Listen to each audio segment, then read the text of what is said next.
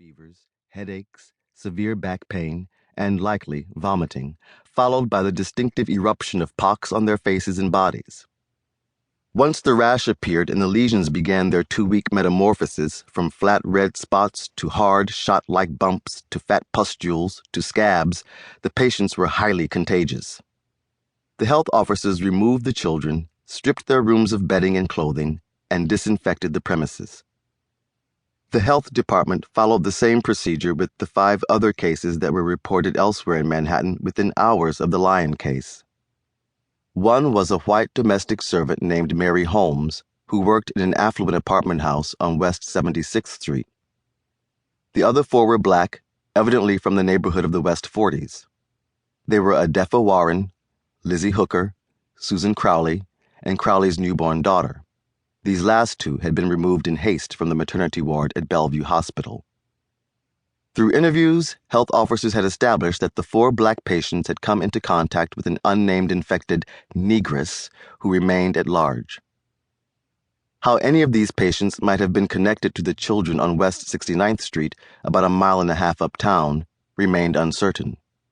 But the authorities were working on the assumption that the outbreak started on All Nations Block.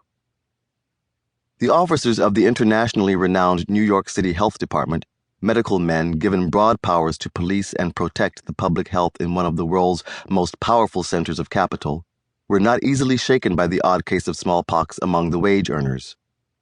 Now and then an infected passenger got past the U.S. government medical inspectors at Ellis Island or crossed into the city on one of its many railroad tracks, waterways, roads, footpaths, or bridges.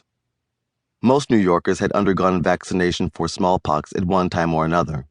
On board a steamship crossing the Atlantic, in the public schools, in the workplaces, in the city jails and asylums, or, if they possessed the means, in their own homes under the steady hand of a trusted family physician.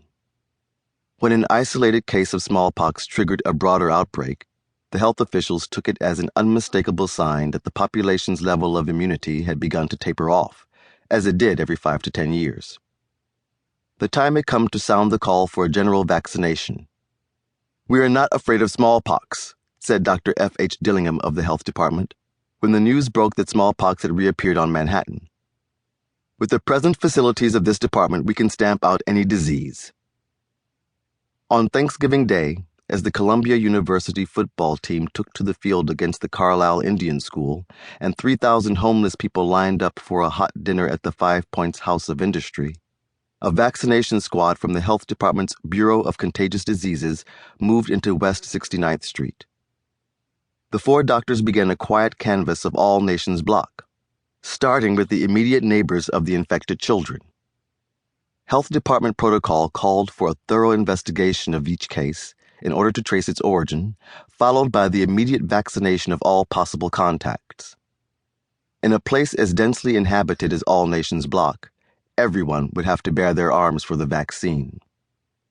With a willing patient, the vaccination operation, as doctors called it, lasted just a minute or 2. The doctor took hold of the patient's arm, scoring the skin with a needle or lancet. He then dabbed on the vaccine, either by taking a few droplets of liquid lymph from a glass tube or using a small ivory point coated with dry vaccine.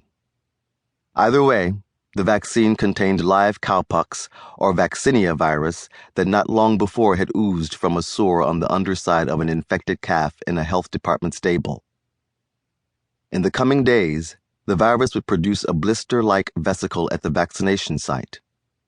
In due course, the lesion would heal, leaving a permanent scar, the distinctive vaccination cicatrix.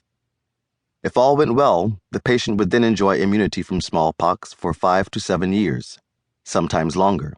And of course, as long as a person was immune, she could not pass along smallpox to others. The health department's plan was to secure All Nations Block first and then follow the same procedure on the surrounding streets. In the coming days, health officers and police would maintain a quarantine on the block and enforce vaccination in the neighborhood schools. The health department would use all the available methods to fight the disease: total isolation of patients, quarantine of their living environment, vaccination of anyone exposed to the disease, disinfection of closed spaces and personal belongings, and close surveillance of the infected district.